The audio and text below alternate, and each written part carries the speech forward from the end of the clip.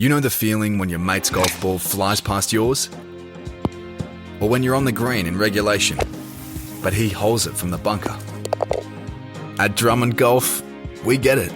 That's why we have our lowest price guarantee. As Australia's biggest, you can count on our massive buying power for the lowest prices in golf. But if you do happen to find a lower advertised price, we'll beat it. The Drummond Golf lowest price guarantee. Unbeatable. Conditions apply.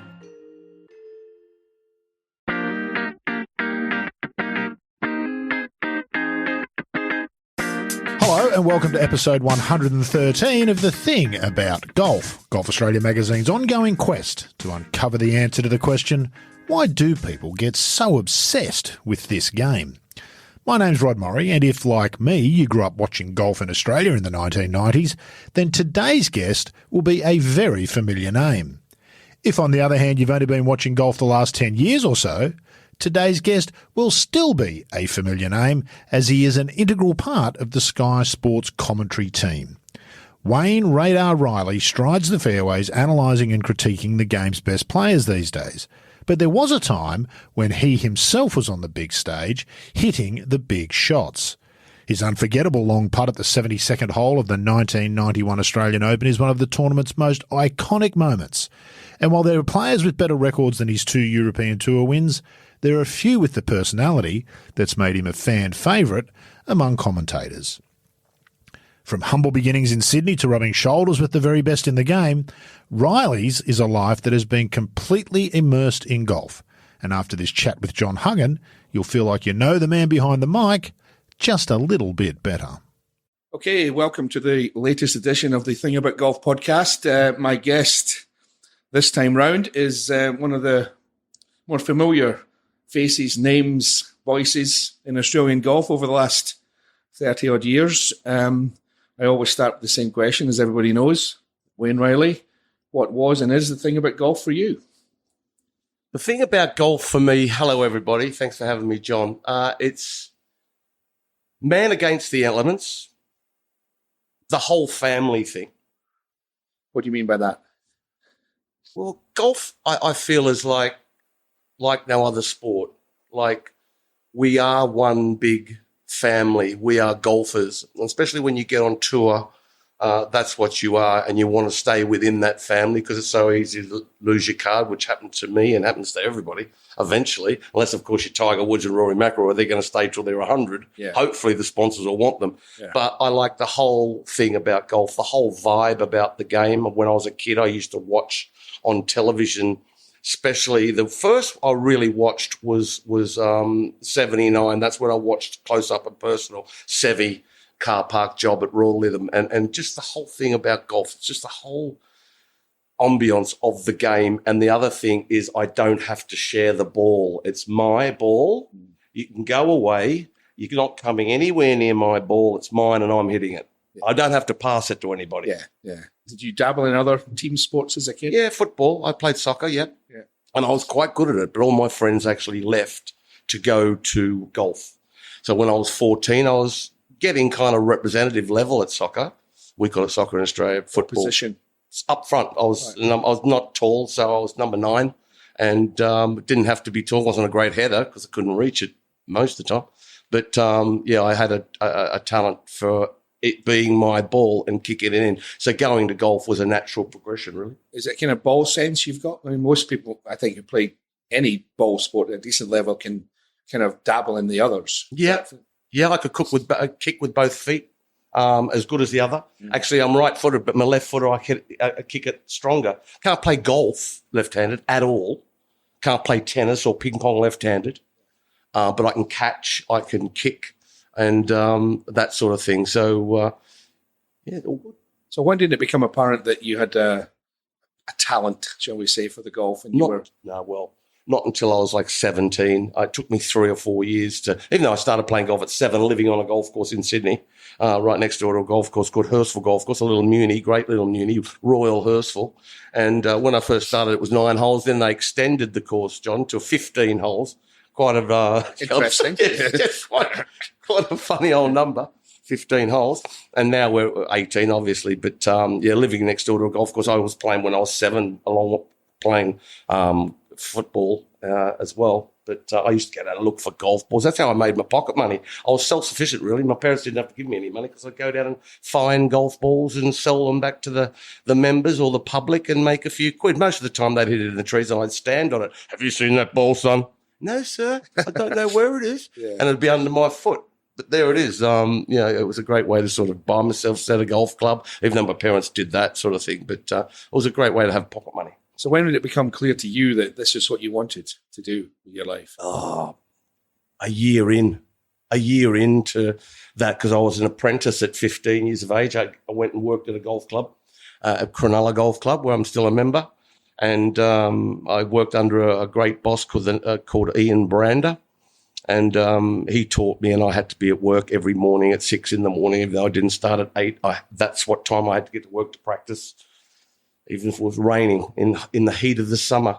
If it was raining, put the wet weather gear out, son. You're going out to hit some balls to get used to all that sort of thing, that whatever was going to be required to play professional sports. So I was very lucky to have an incredible boss who had the foresight to make me do the right things.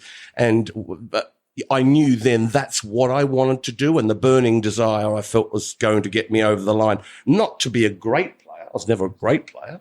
I think the word great is used these days way too loosely. It depends on your definition, doesn't it? Yeah, absolutely. I was a good player. Yeah, I was a journeyman winner. I won 6 times. No, you were better than average, that's for sure. Yeah, but better than an average pro, absolutely. But great player. When people even in commentary say, "Oh, he's a great player," no, come on, stop it. Sevy's a great player. Yeah, Tiger's a great player. Rory's a great player. All these obvious names are great players. We are the ones to make them look good. They have to beat up on someone, and I was one of them. It always makes me worry. I worry a bit for the World Golf Hall of Fame. When they're starting to get people in there that they've got everybody in pretty much that should be in. So where do you go from here? You've got to wait 10 years for the next lot to emerge, but they want to have a ceremony every year. I know, and they seem to tease them. I did a tournament here in Dubai and Rory, and I was thinking to myself, he's already got a Hall of Fame career, which we don't really look at over here in UK or Australia. Mm-hmm. But I like the Hall of Fame idea. I think it's a good idea. And he's already won. I think he's won 23 times on the PGA Tour. That is qualification. I think if you won 2 majors, qualification. Yeah, he's won he's almost 4. getting to that stage. So he's in. Yeah. When do they put them in? Do they tease them? Well, they should wait until they're 50, because Ernie, I think, and Phil have been in for way too early. You should wait till you're at least 50, I think. Yeah. Anyway, and plus the World Golf Hall of Fame, now that we're on that subject briefly, I've written this. I think that there's only one place in the world where you should have the World Golf Hall of Fame. It should be at St Andrews. They'd get thousands of people coming to see it. You've got the museum, which is magnificent if you've never been through it. It's not big enough. Well, it's not big enough, but it's there. And I've done a piece through that, and I loved it. I absolutely adored it. I'd like to see 3 times the size. Yeah, and it should be. Yeah. And you're right. That's where it shouldn't be in Florida. No. Nobody goes there. No, it really is. That is an extremely good point. This is where the World Hall of Famers should be, at St Andrews. St Andrews is moving with, there's thousands of Americans there every week of the year except Christmas. Well, it's golf, It's St Andrews, mate. It's not far from where you live. I mean, it's just St Andrews. If you haven't been there, you must go. Really, you must go. It's an incredible place. Anyway, I've dragged you off the subject there. Yeah. Tell me, when did you start to stand out then? When, obviously competitively, you say we've touched on how good your career was, but when did you start to think, well, I can actually beat people at this? I'm better than them. When I was an apprentice, and every Monday we used to have trainee matches, and we used to play on a Monday, and about 80 junior professionals would put the money in. And the last year I won 7 out of 11 of them. I played 11 because we had 2 apprentices, me and another guy called Daryl Purchase, fine player in himself, and we had to alternate between who could play. And the last year out of 11, I won 7. And they gave me a national invite, which meant I could go and play with the big boys and play professional golf when I was about 17 or 18. So that's when I knew I could seriously go low, but consistency always was an issue. I mean, it's still right through my career. Why was that? Is that a temperament thing? Or technique? Absolutely. Yeah. I would have. There's a cocktail of things. There's a cocktail of things, John, going on in this mind of mine that sort of it doesn't. my personality, during playing professional golf, I had to play against my personality, if you believe it. A lot of people are told to play with your personality, but mine, hyper, jumping up and down, whatever I've got, I don't know. I don't want to go and get checked because I might have them all. But it's like, I had to really slow down. I had to walk at 3/4 pace consciously. Yeah. My caddy was always told, tell him to walk slow, Radar, walk slow. Just smell the coffee and breathe through your nose and all this sort of stuff. But, to know to do it, to be able to be told to do it, and it worked when I could do it, it was very hard. It was very hard to do such a thing. But there's so many golfers that you can see, they're jumping around, and I'm sure that they are told the same thing. Did it cost you down the stretch, especially when the pressure's at its highest? Not really, no. I didn't ever really choke anything. Once I had the lead, I was able to get over the line.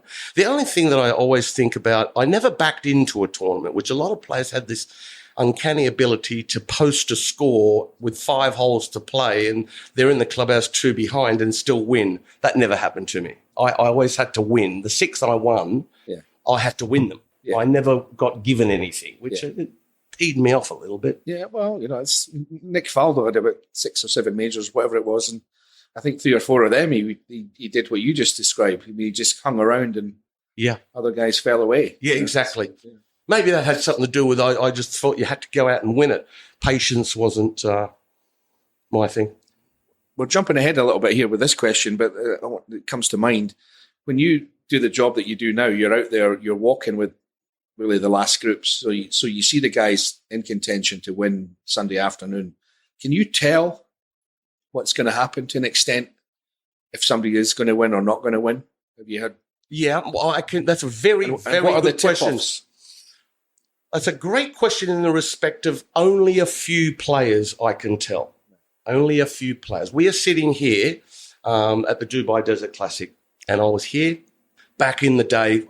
Is it 2008 Tiger won? Something like that. Yeah. Well, he's 4 back going into the back 9, and I'm walking from here to the 9th green to the 10th tee, which is a long walk. And I thought to myself, this is going to be interesting. Last group, here's Tiger, red shirt on, all that, 4 back. How's he going to get this done? Well, he won without a playoff. Now, I couldn't see that coming. But if you get me out on a golf course and I have a player who's a lesser like with a Rory McIlroy who is 2 shots behind and Rory McIlroy's 2 back and he's going at this, I make a habit of looking into their eyes and see, all right, mate, you're cacking it a bit here. You're feeling it and Rory isn't. Yeah. Because Rory hasn't got anything to lose.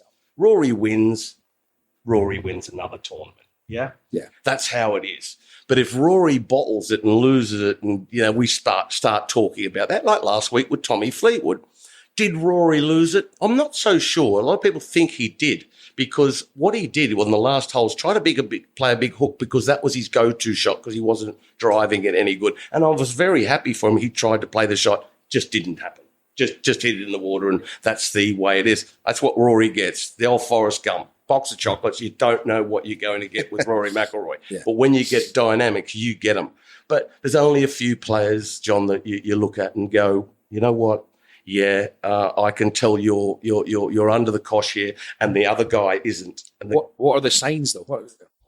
Without looking in the very, very interesting. I've done so many tournaments. I've probably played less tournaments now than I've broadcasted on. I haven't added them up. Yeah. But you look at it, the great players, Spieth at his best. I mean, Spieth at his best at Birkdale there when he absolutely demoralised, what's his name? Kuchar. Yeah.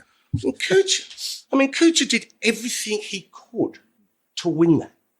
And then Spieth hits it on the practice fairway, holds it from 6 feet or 12 feet for a bogey, and then stiffs it, birdies, 80-foot eagle putt, 40-foot birdie putt, 20-foot birdie putt. Just keep going. And you get that with a Spieth. You get that with these kids that are, even girls these days. You look at Lydia Ko in her prime. Yeah. What they do. I mean, they do. And I love watching ladies golf. I seriously do. And you're like, some of them have it. The giveaway is some of them have it, and you just get that feeling. You go, this guy is better than this guy. I'm cheering for the guy who's the lesser like. I want him to beat him, really. Yeah. Because I don't care who wins.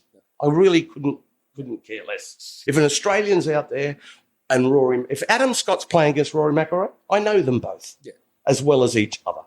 I seriously don't go for nations or anything like that. If you can win a 72-hole championship event head-to-head against great players, I'm all for you. So you can just tell the better players have this air about them. And let me tell you, a 50 in the world guy knows it when he's playing head-to-head with a guy who's top five. Right. But how do I tell?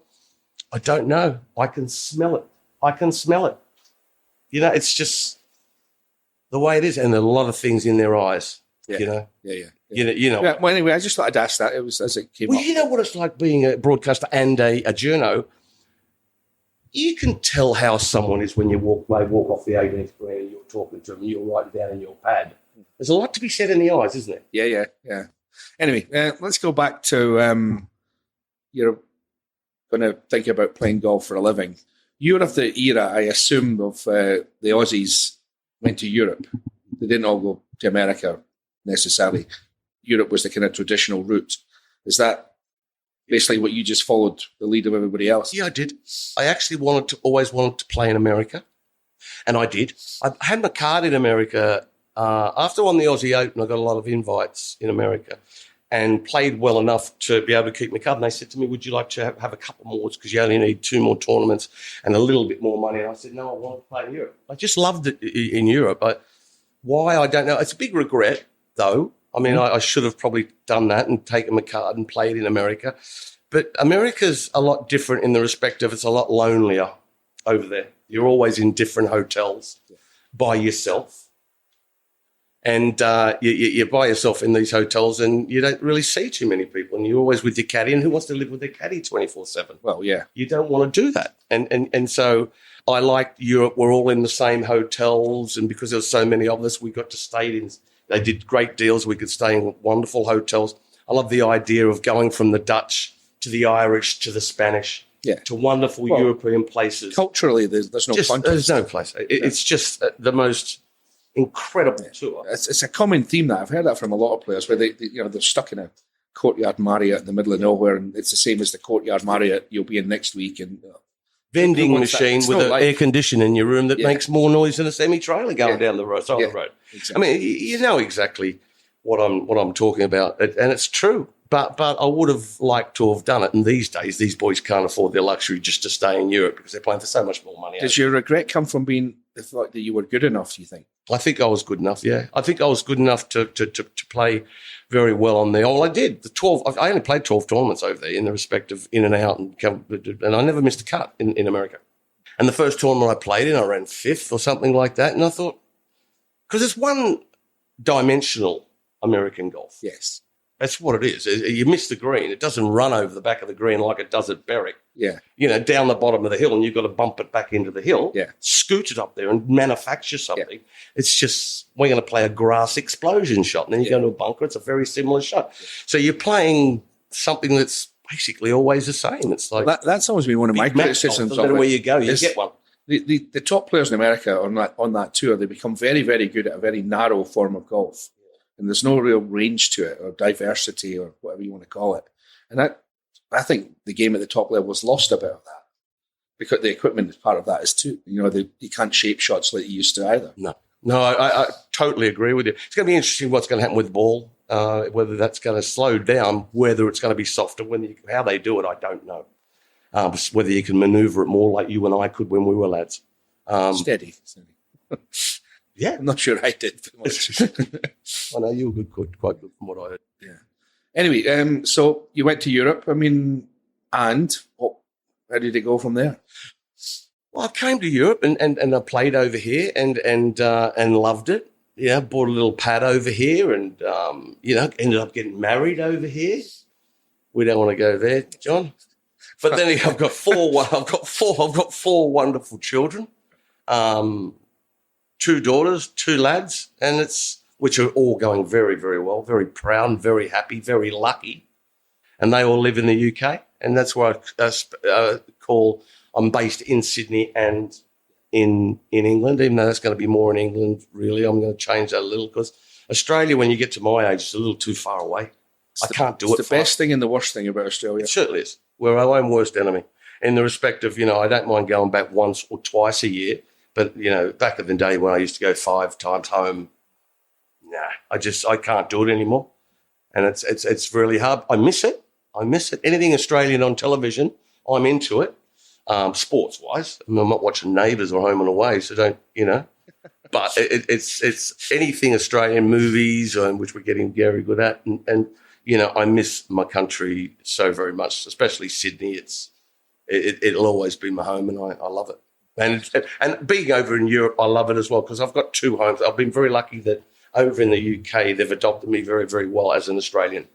They either like you or they don't, the Brits, whether you're Australian, and I've been very fortunate. Very fortunate indeed. They like the wicked sense of humour, I think. Can you lump the Brits into one group? I mean, I'm Scottish, and we wouldn't like to be, categorised as being the same as the English. I go up to Scotland a lot, as you know. You're just a little more quieter with a more wicked sense of humour. You think? Yeah, I think so. Yeah, I think you are. And I think that the Irish and the Welsh fall into one. Yeah, we're all Celts together. They are, so unbelievably good sense of humour. And the English are English, aren't they? Sadly, yes. Well, that's another subject. Anyway, I wanted to get into your wins. Before you came along with the hat and the voice and all the rest of it on telly, I think most people would have known you for, certainly down under, would be for the Aussie Open win, which was an extraordinary thing I want you to talk through. And where I come from, the Scottish Open win, which I'll get into in a minute. But start with the Aussie Open, which I think is, as things go, I mean, it's probably one of the more famous ones, just the way you did it in the end. The Aussie Open was something that I always wanted to win. If you always want to win your own national open. The year before was 1990, was at the Australian Golf Club, and I blew it. I was like one back with 3 holes to go. And I went bogey, then I finished birdie, and no, John Morse won that. And I thought, I'm not that good to be in contention of the Aussie Open every single year. Have I blown my chance? Well, the next year it was at Royal Melbourne, so I was very positive about playing well and went in there, and all week I played fantastic. I really did. I was working with a guy, Dennis Pugh. I'm sure you've all heard of Dennis. Yes, he's been on this podcast. He's doing incredible things. As your caddy that week, by the way. Yeah, Lindsay. Yep. Lindsay was just incredible, and she actually said to me going down 15. She said, "If you don't get your head out of your ass and concentrate and stop whinging about not holding putts, you're never going to remember winning this Australian Open." And I was 2 back. And I thought, what are you talking about? How am I going to win this? I haven't held a putt all week. I've played like Jack Nicklaus and can't hold a thing. Putting like Edward Scissorhands. Well, hit it into 15 feet on 15. I miss it. Oh, well, here we go now. But then 16, hit it to 9 feet, hole it. 17, I hit it to 20 feet, hole it for a birdie. And the last hole, I hit it to 33 feet. And I was shaking like a leaf. And I hit this putt up the 18th green at Royal Melbourne and the rest was history. What was that feeling like? Can you remember? Incredible feeling. I'll never forget it. And it's 30-odd years ago now, 32 years, how many years ago? And it feels like yesterday.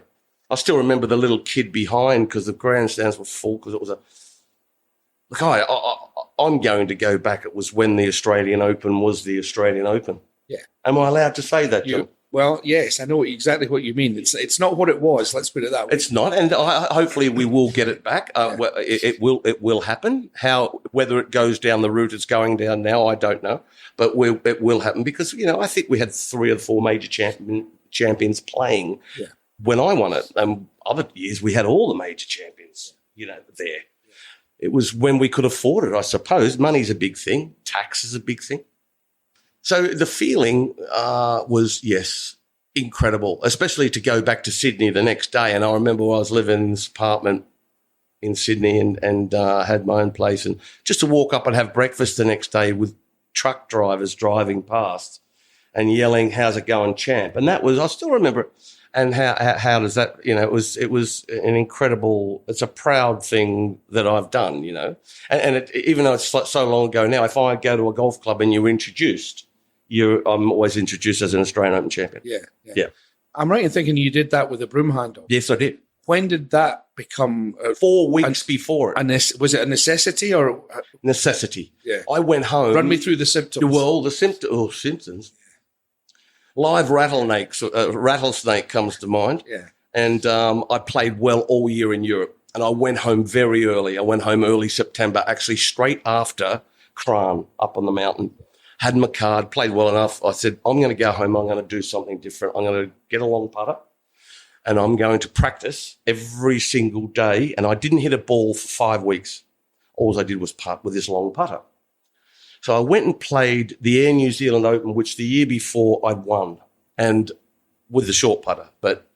So I went there and I played all right. I ran about 20th. That was a week, 2 weeks before, something like that. So then I went into the Royal Melbourne, the Australian Open, with this new long putter. And I was putting great, but just wasn't holing anything until those last 3 holes. But the long putter changed my life. I mean, because I wasn't very good. My alignment was all wrong. How bad was it, though? I mean, I want to get into how bad it was. Yeah. No, it wasn't I like horrific. people talking about the yips. No, it's not yips. No, I wasn't yips. All right. No, I wasn't yips. I just felt I did when I was a youngster. I felt pretty good with the short putter, always a bullseye putter, and was all right with it. And then I changed the posture and couldn't find my way back to where I was good with the short putter. My shoulders as a right hander was always open. My right shoulder was kinked out too much. I was aiming left. Not a Billy Mayfair, for those of you who remember Billy Mayfair's Mr. Squiggle kind of action. Right, yeah. Not like that, but my alignment was all out, so the consistency wasn't there, and I just couldn't find it. So I needed to become a child once more. You know, like your golf club, anyone's golf club, you see the 12-year-old kids putting out the front when you're in the clubhouse having a few cold ones. These kids are out there, look at them, and they're all unbelievably good. You wouldn't take these 12 or 13-year-old kids on. Yeah. And that's what I wanted to feel once more, and that was something that was new to me that I could build on. That's what happened. Yeah, I always laugh at the guys that played at your level. They spend a lot of time trying to get back to play like they did as kids. Yeah. Well, that's because you start getting in your own way eventually. That's what it's all about, just to play like you were as a kid, putting out there on the putting green and pretending you're holding them for the whatever championships, and that's what I did, and that's what happened. Did you feel different about yourself after you won that event? No, not really. No. I didn't feel different about myself. I wasn't going to be like I was going to be some kind of superstar. I was always a better hitter than I was a putter. And me getting a long putter wasn't going to all of a sudden make me Ben Crenshaw. You have to be honest with yourself. And I was very consistent and very good. But I was never going to be, I was 29 to 30 years old. You kind of know that, you're going to go all right. You're going to win a few championships and it's all going to be good, But, I was never, ever going to be a world beater because my putting just simply wasn't good enough. I want to get into the Scottish Open win. I'm interested in your definition of that. Was it a bigger win than the Aussie Open, but less important to you as a person? Less important. Yeah. Bigger win. But both, people ask that question. I'm very lucky to have won on 2 iconic golf courses. I think where I won the Australian Open and where I won the Scottish in being Royal Melbourne and Carnoustie, where I won them is bigger than the titles themselves.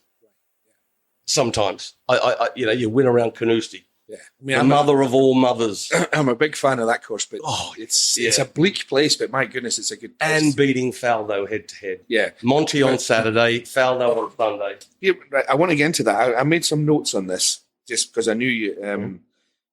Scottish Open win, very impressive. Faldo was second, Monty was third, Duval was fifth. And Lyle and Westwood were in the top 20 as well. And see if you can name the guy who was tied for 47th, 17 shots. Tiger Woods. Tiger Woods, well done. Had breakfast with him. Yeah. My wife and I sat there, and young kid, I knew he was a US amateur champion. Yeah, he was still an amateur at the time. The truth shouldn't get in the way of a good story. But it wasn't long after that. Sandy said, Sandy the great. What was it? I'd never played there. Yeah, that's right. What do you think of Tiger Woods? Never played there. Yeah. But yeah, he was. But I remember the caddies on tour that week in the practice rounds saying, "We've all seen the chosen one," including my caddy that time, Gordon Faulkner. They said that they just saw this, and I said, "Oh, I've heard it all before." And next minute, only 2 years later, we're watching him at the Masters win by 12 or 13 shots. Yeah. It's just surreal. It was like how fast he blossomed, he bloomed. Yeah, but still, you can say you beat him by 17. But he didn't know anything about links when he first started. No, like Watson he admitted that. He totally admitted it, and Watson was the same. Watson said, "How am I going to do this?" But it takes a while, and I grew up in Sydney's one of the windiest cities in the whole world, as you know, John. And, you have to play links-type golf all the time. So me coming to the British Isles was a very natural fit. That has to be the best performance of your life. Yeah, no one was beating me that week. No.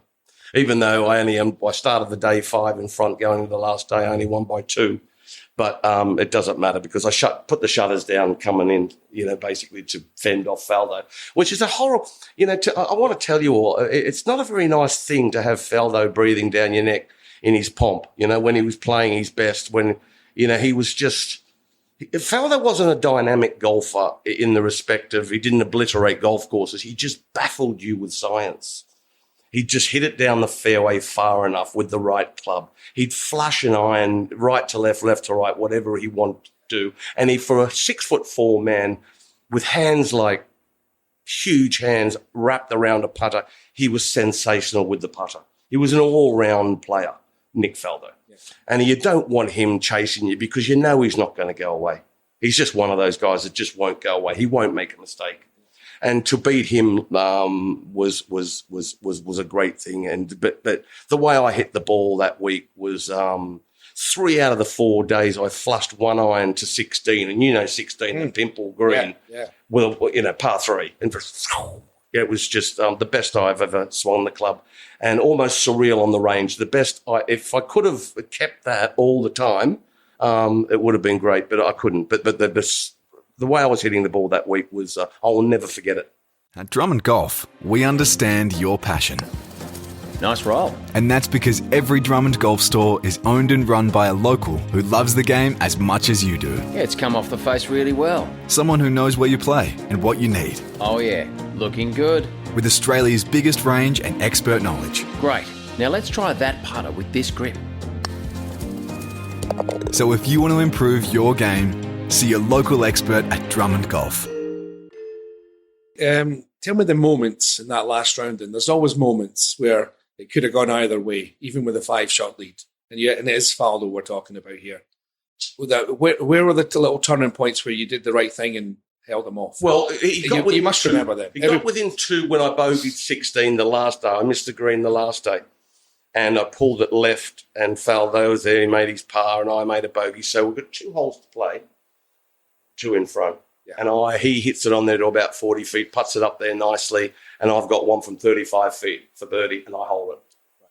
So that was it. Yeah. I mean, that was the time where I'm 3 in front. Yeah. And I'll tell you a funny story, something you probably don't know. Down the last hole, we were playing it as a par 5, but it doesn't matter whether it's a par 5 or what it is. It's a par 4. It doesn't really matter because you got to shoot the lowest score on it. So he hits it. My honour. And I put my hand on the driver, and he looks at me, and I just look at him, and he goes, and so then I pull out the 5-iron, yeah. And he shakes his head as if to say, "You wimp." Yeah. And I hit it out on the 17th fairway. Right. I hit it straight out on the 17th fairway. With the 5-iron? With the 5-iron. Right. 8-iron down the fairway, wedge. Just play him totally out of it. He can't do anything about it. Yeah. I'm 3 in front. He can't win. 3 in front on the last tee at Carnoustie. Does it sound familiar? If only Jean van der Velde had listened. Very clever. Very clever. And I asked him, he says, "Oh, I was confident. I said, "Well, so was I. But all I wanted to do was kiss the trophy." So it was a bit of a wimp job, Yeah. And I still get my fellow colleagues in TV. They still give me a bit about it, but it's got it done. I mean, what did Faldo say at the end? Nothing. I know that he... There's a surprise. Yeah. I work with a bit with Nick now with Sky, and it's he's a totally different guy to what you expect as he didn't say that much, but I know that it was a fact that someone told me that in the presser after that he says no one was going to really beat Radar this week. He played, and he was right. I honestly played my socks off. When did you become Radar? When I was 14, Wayne Radar Riley. Well, Radar is MASH. Yes. So Radar Riley is MASH. So that's how I got it was O'Reilly. Yeah, but it's Riley, and that's where I got it. I hated it at the start, but I grew to like it. It's been good for me. We have that in common, that we've both gained nicknames from 1970s American TV shows. Because I was never Huggy until Starsky and Hutch came out. Really? Yeah. No one ever called me He that. just died, didn't he? David Soul. That's right. Anyway, when did it become clear that you were transitioning out of golf, playing golf, and into what you're doing now? And how did that come about? That came about back in Australia, Channel 7. Jack Newton put my name forward, and they called me up one night, and they said, it was quite late actually, it was about 10 o'clock and I was asleep, and they called up and said, would you come and work for TV in Australia? And I went, I'd done it before, and I knew I could do it. But at that stage, I was doing something else because I've only just retired and moved back to Australia. And I went back there and I said, yeah, okay. Let's give it a go. And on course, straight to on course. But the first day I'm working at the Australian Masters at Huntingdale, I'm walking up the first hole. My first day, and I haven't even broadcasted yet. We're almost 5 minutes going on air. And Wayne Smith and Lindsay Stephen, God bless Lindsay, were standing behind me. And I went, what are you doing out here? And they went, we're out here to see how it's done. I said, I've never done it before. Yeah. I've done it in the box just as a guest thing. Yeah. So that's how much faith they had in me, the big bosses. Graham Rowlands had the big, Yeah. So, but after a while, they walked back in after 3 holes and I knew I could do it. And it was just, I don't know why. It's just something that I can do. It doesn't make you better or worse than anyone else. It's just you can either do it or you can't. And it's just, I've always had something to say, John. I mean, me looking at you, I'd imagine you'd be able to do it. You've got something to say. You can put it across. It's just the way it is, and I'm very fortunate in that respect. Have a step back. It occurs to me, did you retire or did the game retire you? That's a little, yeah. I mean, I get you there. Well, basically, I can tell you that at the end of it, I had my card, and then really I could see I was 40, which is not old these days. We always thought 40, that was the golfing graveyard. Goodbye. And it wasn't like that. I said, these kids are working harder than me. That means they have more desire than me. And it's time to sort of pack it up. And I did. But maybe went a little too early. Regret that a little bit. We've all got regrets. Yeah, I wasn't playing, I wasn't grinding out good scores. I was just, but we started very young as Australians. As Australia, we had to travel from 18 years of age, 19, all around the world. And, you're flying everywhere. And, 21 years of it, I was pretty well burnt out. And I was like, and we didn't take much time off. These guys are complaining now of playing 24 tournaments a year. We played 33. It's a lot of events, Yeah, I mean, it used to be, Mike Clayton tells me that, he would fly to Europe in March or whatever, and that would be, he wouldn't see Australia again until October, November. No. They just stayed. Exactly. He was on the same schedule as me, Clayton, basically. And, but he retired pretty early as well. He left a little earlier than me, but rightly so. He's building golf courses and getting paid a squillion and doing a good job at that. Well, yeah, he might argue about the scullion, but he's still, he does all right. Good at building golf courses. I tell you what, better him than me, because I tell you what, he's really doing well. He's pretty good at what I do for a living as well. Yeah, he is. Yeah, he always was. Yeah. He always was. He'd sit on a putting green. I remember being on putting greens and he'd ask me a question. He'd be sitting there with a pad. I said, "Play golf. You should be practicing. What are you doing?" Yeah. Good player himself, winner on tour, but he was always into that side of it. Things. He's quite creative, Clates, and he found his niche. He always used to say, I think, that Peter O'Malley, no one in the history of golf missed more 10-foot birdie putts than Peter O'Malley, but I kind of wind clicks up with saying, well, nobody left more 10-foot putts short than you did. Yeah. And the famous one, if you all want to get on the on the YouTube, have a look at Clayton missing putts. I don't know what you'd look for, but he slides over and the ball hits. It's stupid golfer. If you Google stupid golfer, that's how it comes up. And I remember I was playing the group behind, someone said the first thing he said was, how many was that? It only cost him a shot. He had the honour on the next tee.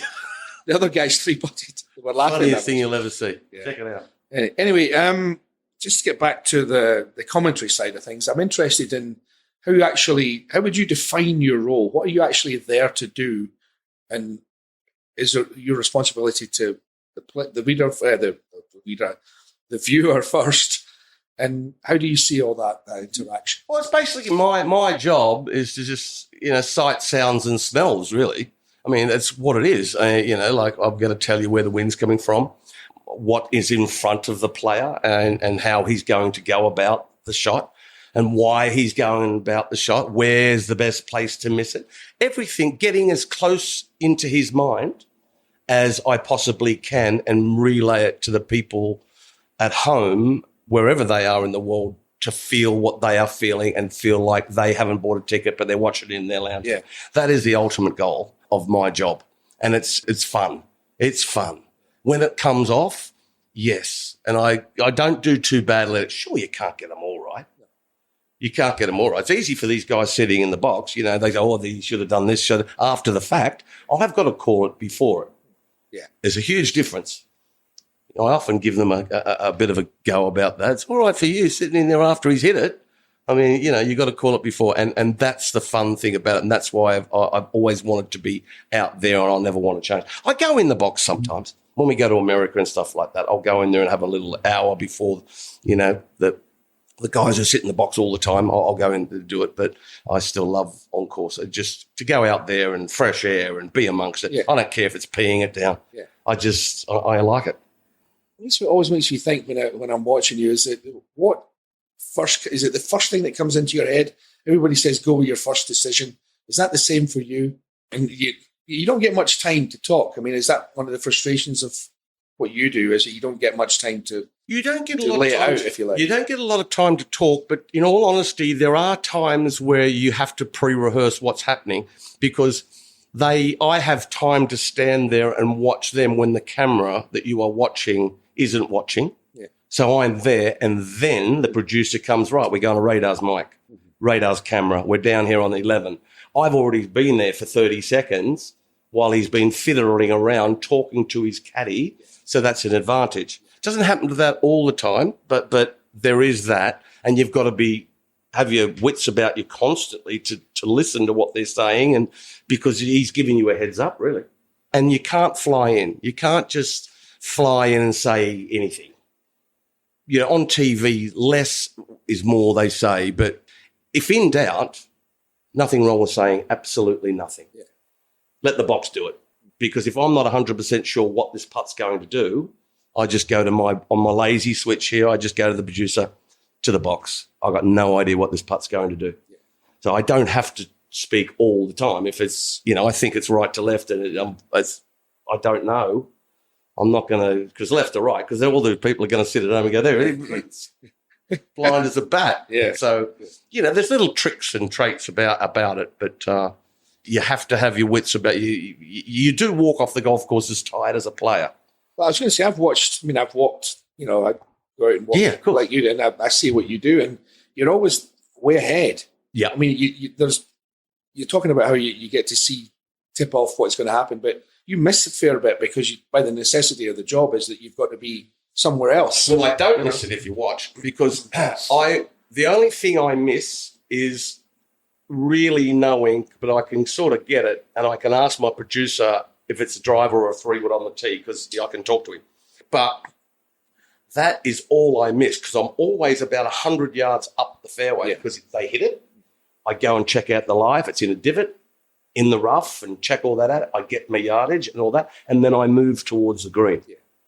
That is simply to stay in front of play. And another thing is I've got a voice that carries. It can boom. Yes. And basically I have to stay away from it. So I'm watching. I'm just ahead of the game all the time. Most people, they don't do that. If you see a lot of American broadcasters, they're almost behind them. Yeah. I'm like, what are you doing? I mean, you've got to be in front of them, because once they finish putting, I'm off down there, 100 yards off the tee, in the same position. On a par 3, they hit an 8-iron. I can get up there as they're walking up. I can't walk with them, because then I'll walk on the green with them and you're in their way. Someone's going to say, get out of the way. Yeah. So I've got to be in front of them all the time so I can do my business and get out of their way. And that's when they're not ever worried about you. Have you ever been overheard? Yes. Oh, many times. Give me an example. Oh, Justin Thomas. The last time it was Justin Thomas on the 4th hole at Riviera last year. And Bones, I tell you what, if Bones gives you a look, I tell you know about it. But I was just high. I was high up on the hill and got in the wrong position, kind of. Why I got in the wrong position? Because it was downwind to them, and it was just a rookie error that happens. If it was into the breeze to them, they wouldn't have heard me. But voices do carry on the wind, and but they did laugh. And when he did it, he chipped it up to a terrible chip to 15 feet, and I'm going, oh my God, no. It's going to make a bogey and it's going to be on the back of me. But he holed the putt and gave me a little wink up the hill, so it's all good. A lot of players have heard me, Tigers. It's inevitable. It's going to happen. And sometimes if you really are excited, we're getting down to the, right at the end there, and it's big stuff. I've got to really walk away. I've got to really give it 150 yards, because, it's your job to build it as well. Yeah. And so, a lot of the players have, Sometimes you get a caddy come up to me, and Fino last week, Ian, he said before the day, he says, just, it's a big day for us today. Just don't want to hear you. I said, okay, mate, yeah. But it's all well and good. Yeah. That's just, all right, mate, yeah, you'll be okay. You won't hear me. Yeah. So that's a little nervy on him too. Yeah. Who are the talkers among the players? And when I say talkers, I mean guys that'll, converse with you. And obviously, if you're like me, I'm out there. I'd never speak to a player unless he speaks to me. Yeah, me too. That's the number one rule. But who are the guys that will interact? Rory. Yeah. The biggest player and that will talk is Rory. And it's not a nervy thing. He's just a nice guy. And Rory and I never talk about golf out there. Sex, drugs? No, it's well, last week we had a little chat about like how far his plane flies on a flat on tank of petrol. On tankages, yeah. And then we spoke about Man United. He was over doing a podcast with Roy Keane, and he was here for a day, and he got on the plane and flew back to Florida. And by the end of the day, he was eating his dinner in Florida, and he'd just done this podcast. And that's why he'd probably come to me and speak, because I'm not going to start talking about golf to him. Yeah. I'm not going to go, what are you thinking of Liv? I mean, it's not. It's just not that. We just talk about anything with it, Look over there, look at that. Oh, I wouldn't mind one of those burgers over there. Oh, yeah, whatever. No, it's just, but he's probably, Tiger's not bad either. Mm-hmm. He'll come over and he'll have a chat. Surprise. Yeah, no. Back in the day, when Tiger was, he'll come over and he'll have a little chat. Stevie Williams, when they were together, they chat. I mean, I suppose that's the important thing, is what you've just said. You don't talk about, you start talking about golf, they're not going to come near you. But you talk about anything but. If you watch Rory McIlroy walk up the fairway with any player, if it's a young fella who's 20 and going out and play with his idol, you couldn't play with a better player than Rory McIlroy in the respect of it's ease. He won't try to intimidate you. Yeah. He will by his golf play, but he won't give you the cold shoulder and say nothing. Okay, which makes me, with my evil mind, the other side of that coin. You don't have to name names, but there's some pricks out there, isn't there? Yeah. What's their behaviour type? Well, you kind of go, who am I thinking about? You know what? There are some, but there aren't a lot. Probably the most unfriendly was that wouldn't say anything to me and really even look at me and acknowledge it. Phil wasn't very good at a chat. you know, but not saying I don't know the man well enough, even though I have known him for 100 years, I don't know the guy. You know, I've spent a lot of time commentating on him and respect his game, big style, but he's very much a golfer like a Faldo, very much in his own cocoon when he isn't smiling at the crowd. Do you know what I mean? It's like, which I never got, but nothing against Phil, you know, probably a nice person, but never would come over and say, "How's your mother's chickens?" He wouldn't say anything. So, yeah, but there are a lot of those, and I have nothing against that. That's well and good with me. You know, that's good on you. I mean, you don't want to speak, neither do I. This is maybe hard to, off the top of your head, but some of the funny moments, it's got to be some that made you laugh out loud. I know it's difficult. I tell you, I should have preempted you more. with this The question. funniest thing I think I've ever seen was we're getting back to Clayton on the 18th green at the Queensland PGA when his pants split. Have you ever heard that one? No, I haven't. Well, I'm playing with him and Ozzie Moore, and on the 18th green, his pants split. Well, right on the crack behind. One of the funniest things I've ever seen. I mean, that was funny. Yeah, but that's you're talking as a player now. I'm only As a commentator, funny things. You know, it's you see. Look, so many probably. Not that I really. No, nothing really springs to mind. That's funny. Probably because I've seen so many things that have made me laugh, but nothing. Look, I've laughed at Tiger Woods quite a lot with what he's been able to do. You know, incredible things made me laugh out loud. That, you know, that's just not right. You know, that's just, you can't do that. And but funny things, no, I'm spoiling your party there. no, that's all right. I mean, it's a tough question. You'll think of it about an hour and a half from now, Bob. Maybe, yeah. Anyway, I want to get into a little bit of the politics of golf at the moment. I mean, everybody's got an opinion on what's going on at the moment, and I'm sure you're no different. How do you see things?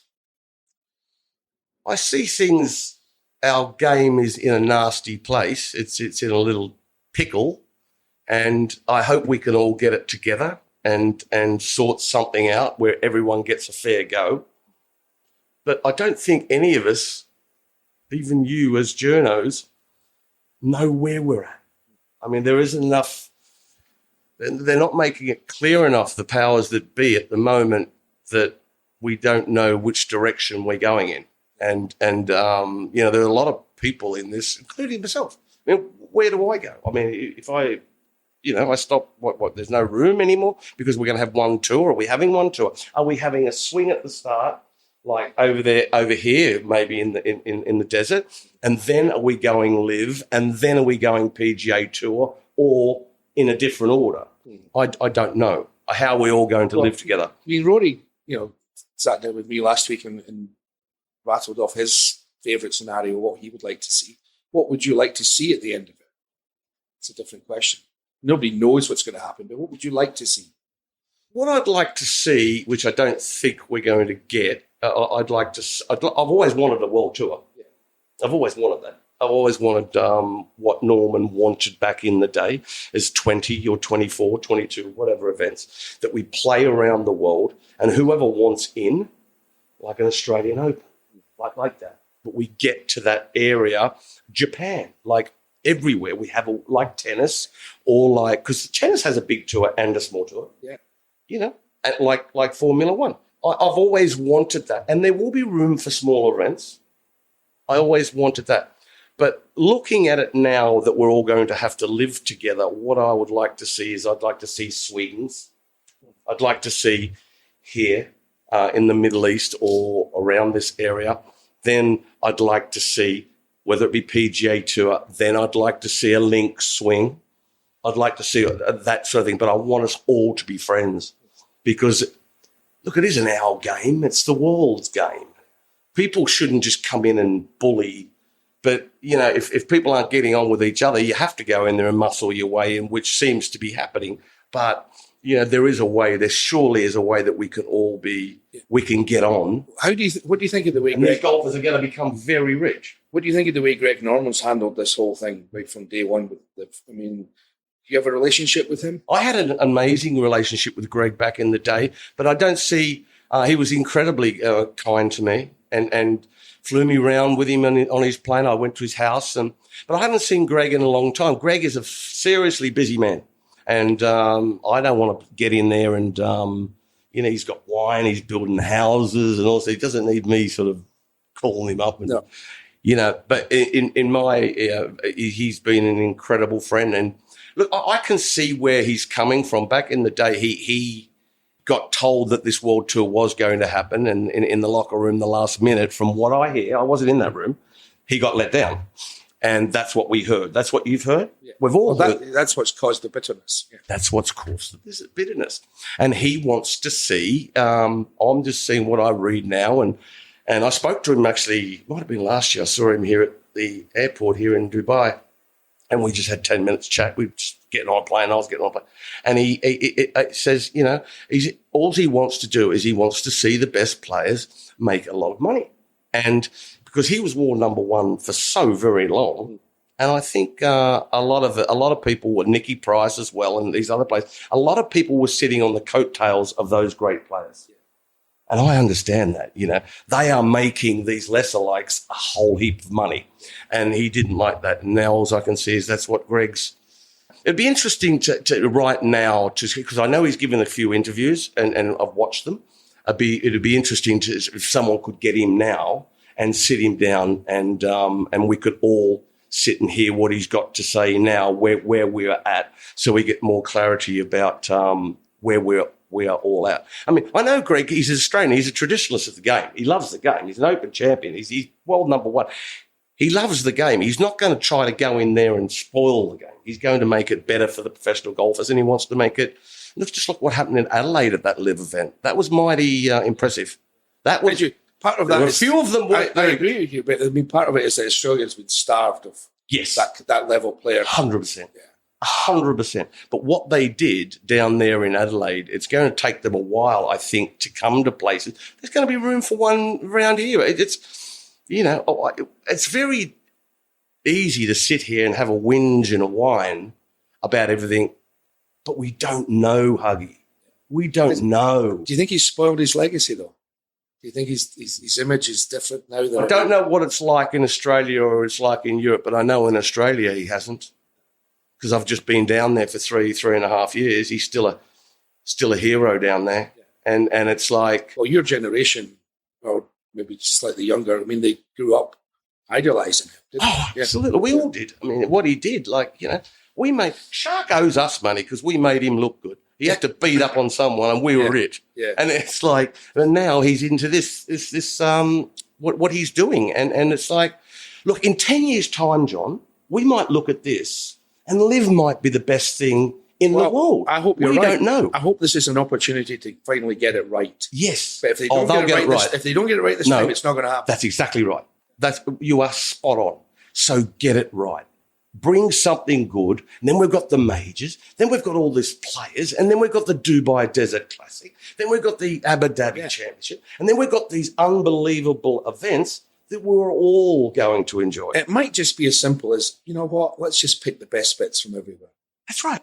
Well, that's exactly. Exactly. That's it. The Scottish Open, the Irish Open. Yeah. It's not as if we're struggling for great events. No. And great players. And take them to better courses than... I mean, I do get a bit... The PGA Tour, there are exceptions, obviously, but I mean, I do think... Some of them, yeah. Man, I've seen this course before. What was last week? Yeah, I know. Some of them, yes, I'm totally... And they're all set up the same way.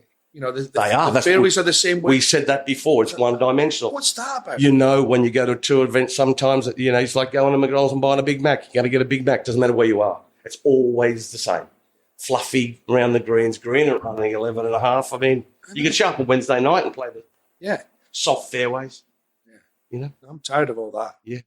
As I say, let's hope they get it right. That's maybe a great place to stop. Radar, thank you for your John, time. Absolute pleasure. Anytime, It's been a pleasure. And it's nice to see you. He is, just for the listeners' benefit, you are wearing your hat, of course. I'm wearing the hat. Yeah, I've got to go out and do some hole pieces right now. But this is Australia, but I'm sure you'll listen anywhere around the world. It's been a blast. Huggy's good broadcaster. Don't tell him. Anyway, Radar, thanks for your time. It's been a pleasure. Thanks, buddy. Cheers, mate. A great storyteller and doesn't pull any punches, Wayne Riley. A big thanks to both him and John Huggan for taking the time to sit down for that chat. Well, we'll stick with the player-turned-TV commentator theme for our next, when John Huggan catches up with another Sky Sports voice, Nick Doherty. From a player's standpoint, the reason that I always love the US Open is that part of me really adored the brutality and lack of fairness to it, because let's be honest, golf is a particularly unfair game. That's next time on The Thing About Golf.